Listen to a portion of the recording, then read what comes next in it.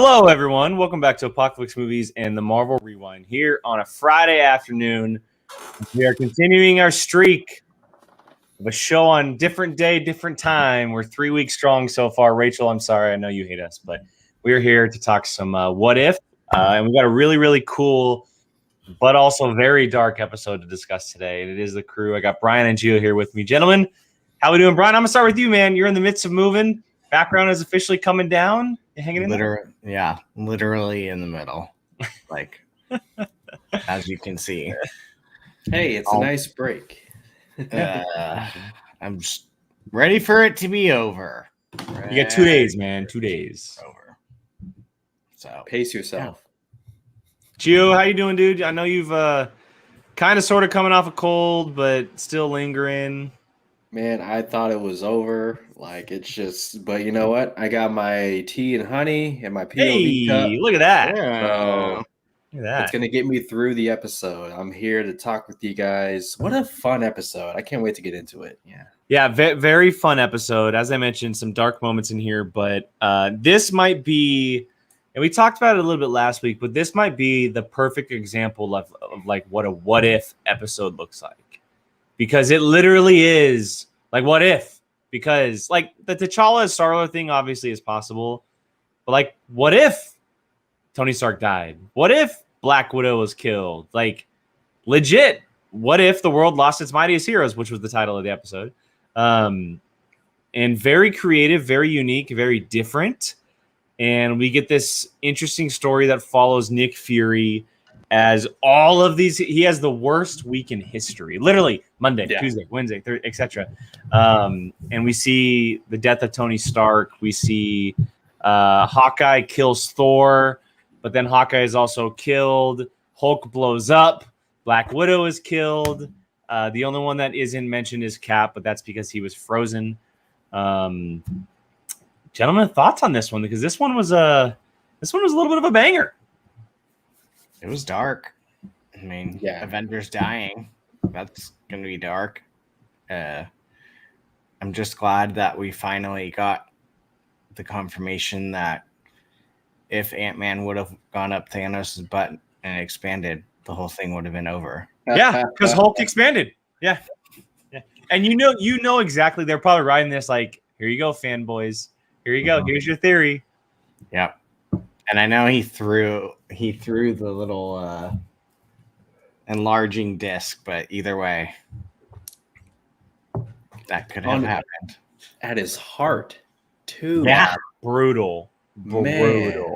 Yeah. But this was more than just a animated comic book fun episode. This was like a crime mystery type of episode. I think that's what I liked the most about it, was that Nick Fury and even Natasha Romanoff, Black Widow, to an extent, they're not easily bent. They're able to take a lot, but as the episode goes on, you start to see them like, start sweating. They're just like, what is going on? And the whole time you're just like, you're caught into it, because at least for us, we grew up watching Phase 1. So to see Iron Man 2, The Incredible Hulk, so on and so on, and Thor, these stories play out differently, like What If as promised. I found it to be just really enticing. Even though it was dark and disturbing, it was just like, wow, what an episode. So yeah, it was full of goodness. Let's talk about some favorite moments or things that may have happened in the episode. I don't know about you guys, and I want to get to the ending, obviously, too, because it's a big moment. But up until the Thor part, I thought it was Loki the entire time. I thought Loki was behind it. It made sense because, like, what if the Battle of New York never happened, right? That's kind of what it felt like with the whole idea behind it was. But then once Thor died, which I didn't know he can just, like, die from an arrow. I didn't know, like, that was an actual thing, but I guess. Then that's all. If he doesn't have the power of Thor, then that's true. But once he was shot, I was like, well, Loki would never kill his brother. That it doesn't matter what universe or what if universe that they're in, Loki would never kill him. And so then I started wrapping my brain. That is not true. I'm saying inside the MCU. Inside the MCU. That is not true. Young Loki killed Thor. Okay, sorry. You're right. Young Loki did kill Thor. In one universe. Yes. You're right. In one universe. Sorry. Everything but one universe. I apologize. It's okay. I know. Yeah, I was keep with the dark tone. Like that's a dark thing. Yeah. I was trying to rack my brain of like who it could be. I had no idea it would be Hank Pym / Yellow Jacket. No idea.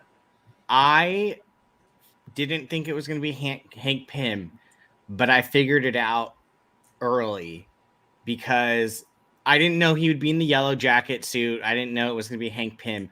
I knew it was some type of Ant-Man shrinky thing because I forget after whose death they said it was as if it was something shot at him at a high velocity. I think it was Hulk, right? Or Bruce Banner, the initial... A bullet when he got shot. When Bruce Banner got shot in the glass with Black Widow okay.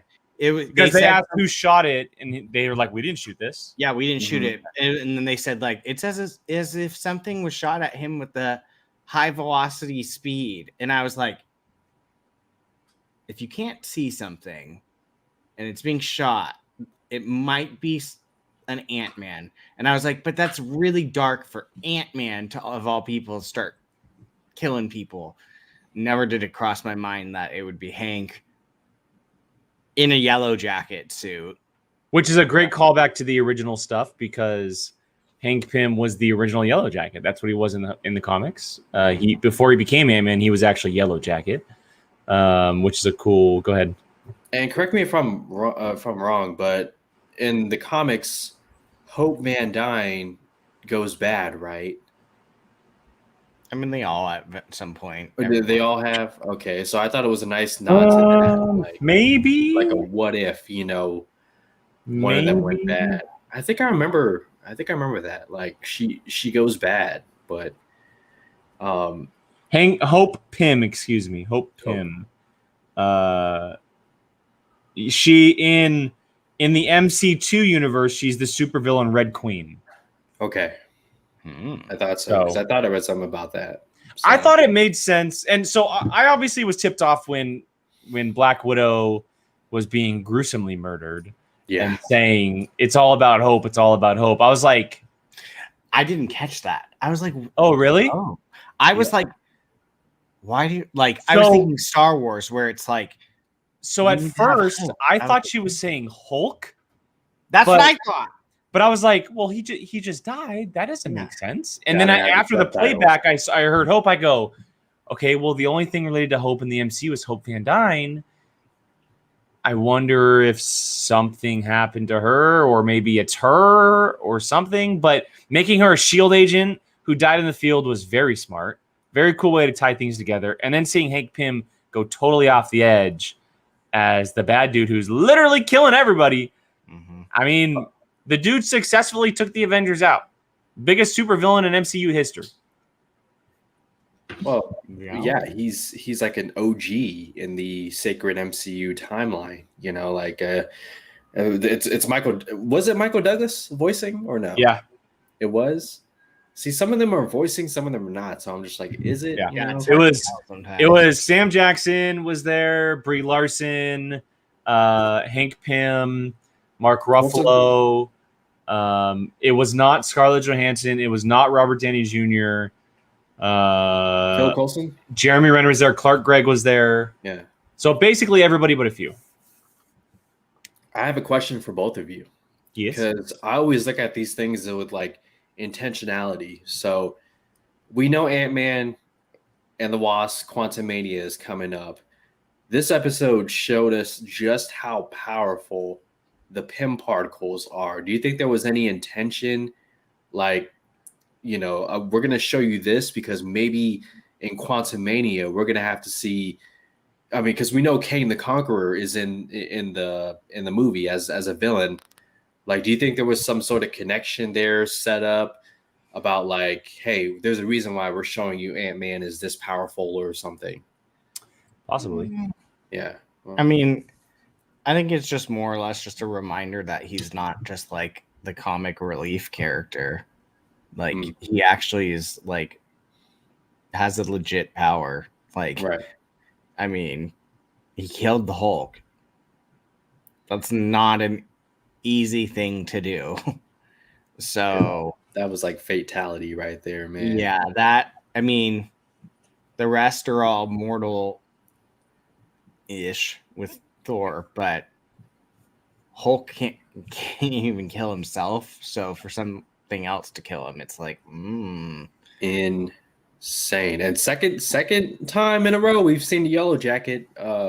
Something involving the Yellow Jacket. So that's he's coming back. Interesting. I love the Yellow Jacket. He's coming back. I know that it was like it seemed like a very gruesome death in Ant-Man, but the dude's in the quantum realm.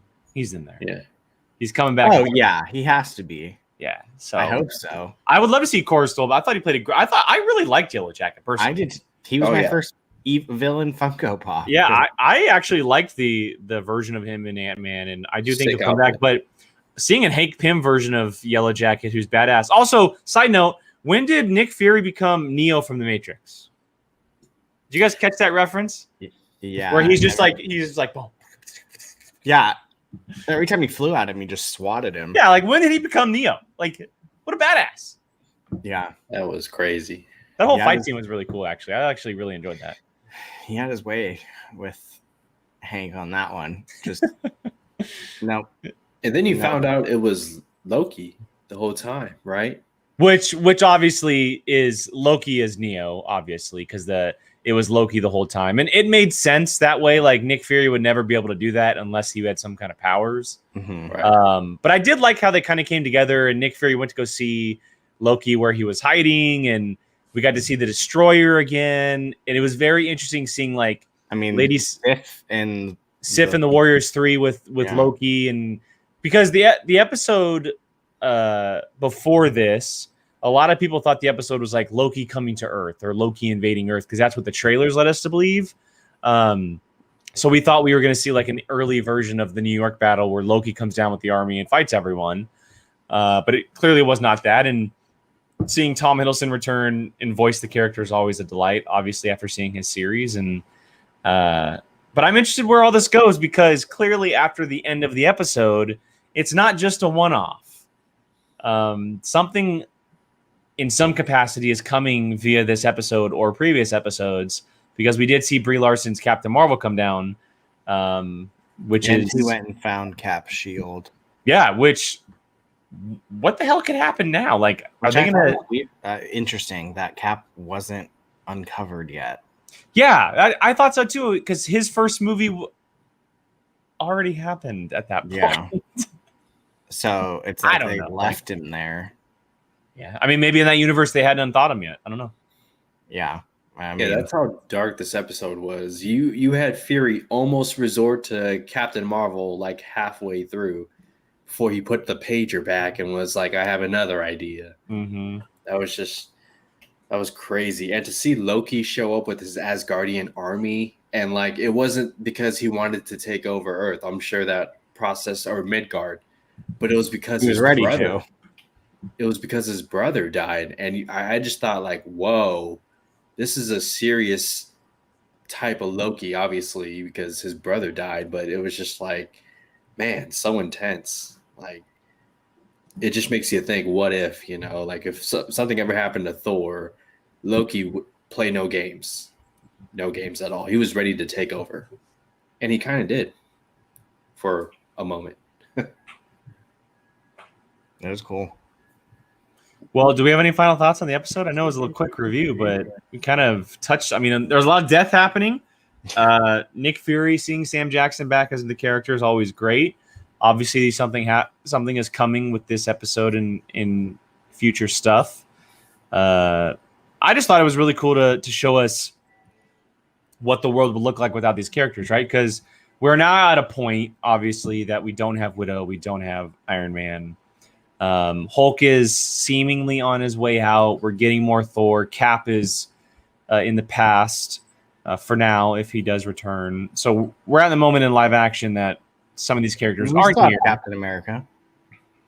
Steve Rogers is in the past, excuse me. But it was just interesting to think okay, if Tony Stark didn't make it, what the hell would have happened? Because that was so long ago. Like, who the hell would the team have been? You know? It's an interesting mix. And how easy it would have been to poison his injection. Like, some supervillain didn't think of that? So I think that was probably the most interesting to me is like how they thought of how each one died. Mm-hmm. Yeah. Like, it was actually like, it wasn't just some like, all right, this person got knocked out. This person got taken out. It was like, because he was inside the thing that tried to save him, like in the movie, because Hawkeye was in the scene where he was ready to take out Thor if he needed to, but it got shaky. Yeah. I don't remember how Hawkeye Pym let go of his fingers. No, how Hawkeye died. He was remember Hank Pym came out of his ear. He was killed. Oh yeah. He came flying out of his head. Yeah, that's dark. That's gross. Like the dude just suffered sitting in a jail cell, like poor Jeremy Renner. Or Hulk blowing up from the inside. Like, yeah. That's like becoming green smoke. Yeah. It was like, I was like, because I kept thinking, I was like, how are they going to kill the Hulk? Like how is Hulk going to die? Like, how about Betty Brant returning too? Yeah.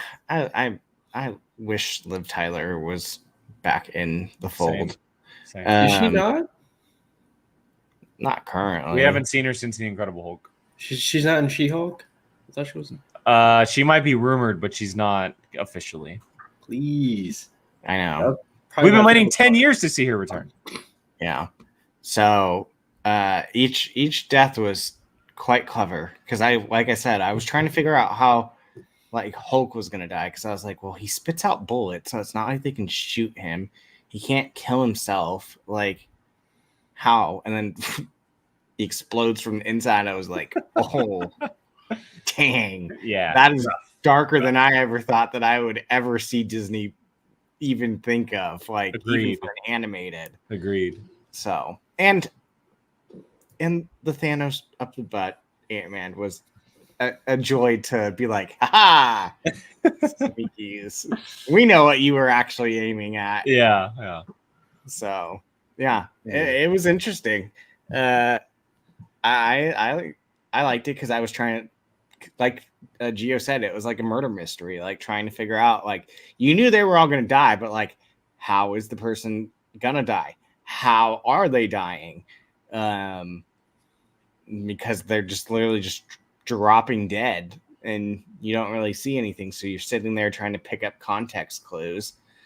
It was interesting, and I'll be honest, seeing it as kind of like darkish, gruesome as it is, kind of got me a little bit more excited for zombies, because I'm like, I know they're not going to be like tearing body parts like Walking Dead style, but like, it also isn't, I don't think it's going to be like, oh, hit him over the head with the shield and they're going to have to full on he's going to die. Yeah. Like, it's like, it's going to be interesting. I mean, it's darker than I ever thought Disney would allow, especially for animated.